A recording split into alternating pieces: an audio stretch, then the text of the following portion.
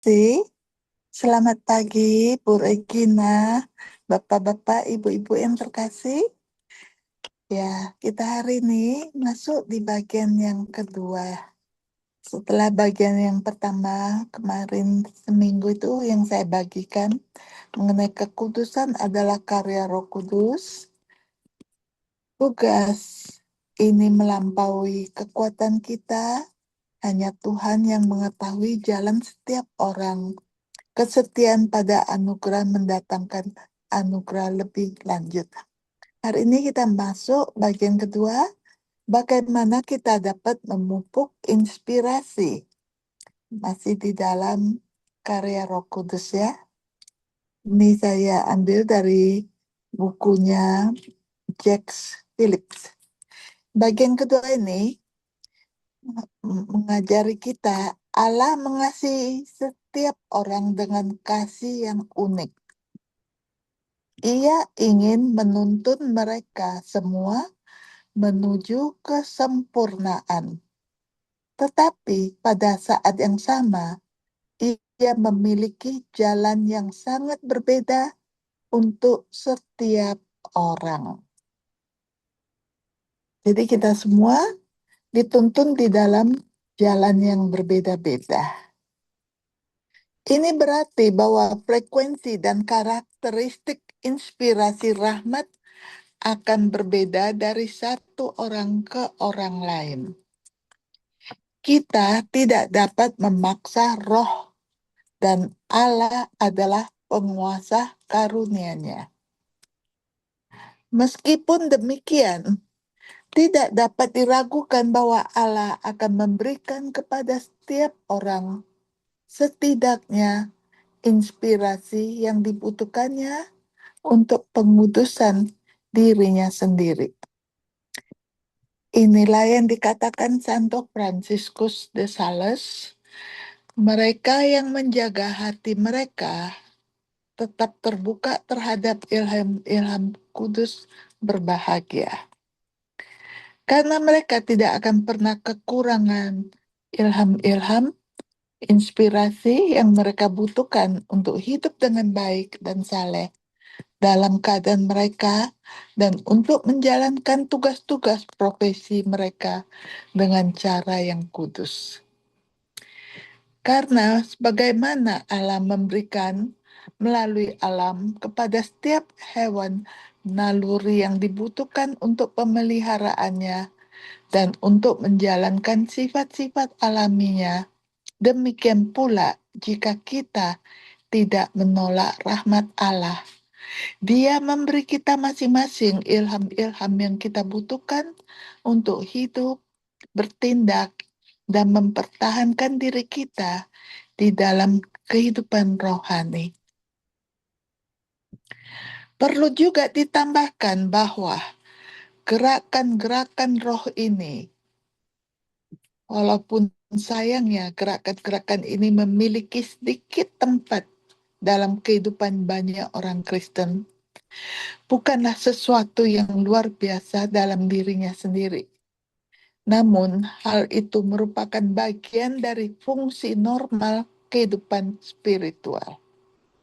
Santo Paulus menyatakan hal ini ketika ia berkata, semua orang yang dipimpin oleh Roh Allah adalah anak-anak Allah. Dan juga jika kita hidup oleh Roh, marilah kita juga berjalan oleh Roh. Kita semua telah menerima pengangkatan sebagai anak-anak Allah dan rahmat Roh Kudus dalam baptisan. Buah normal dari sakramen ini adalah tumbuhnya dalam hidup kita apa yang dalam teologi disebut karunia Roh Kudus, yang tujuannya adalah untuk mempersiapkan jiwa untuk segera mengikuti dorongan ilham Allah.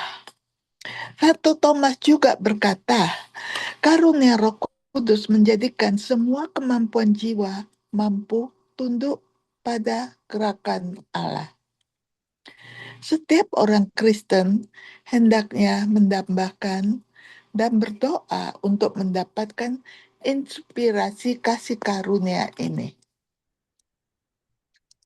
Tentu saja Tuhan memberikannya dalam ukuran yang lebih besar atau lebih kecil, dan kepada siapa banyak diberikan, banyak pula yang akan dituntut darinya. Dan kepada siapa sedikit diberikan, sedikit pula yang akan dituntut darinya. Namun, tetap benar bahwa inspirasi bukanlah pilihan tambahan dalam kehidupan rohani, karena inspirasi dapat menentukan kemajuan rohani dan sangat penting untuk menerimanya dalam hidup kita. Apa yang secara khusus akan memungkinkan inspirasi kasih karunia terjadi dalam diri kita? Apa yang dapat kita lakukan agar Tuhan memberi kita manfaatnya sebanyak mungkin? Ada sejumlah kondisi yang kondusif untuk munculnya inspirasi kasih karunia dalam jiwa kita. Jadi untuk hari ini saya sampai di sini dulu. Besok kita akan sambung di dalam lanjutan dari ini, berlatih pujian dan ucapan syukur. Yang kedua, menginginkan dan memohonnya, bertekad untuk tidak menolak apapun dari Tuhan, berlatih ketaatan yang setia dan penuh kepercayaan, berlatih penyerahan diri, berlatih ketidakmelekatan, berlatih keheningan dan kedamaian, bertekun dengan setia dalam doa, memeriksa pergerakan hati kita, membuka hati kita kepada pembimbing rohani. Dan lanjut ya, bagian ketiganya adalah bagaimana kita dapat mengetahui bahwa inspirasi berasal dari Tuhan. Dan selanjutnya, kita akan lanjut lagi besok. Kita tutup dengan satu kemuliaan. Kemuliaan kepada Bapa dan Putra dan Roh Kudus, seperti pada permulaan, sekarang, selalu, dan sepanjang segala abad.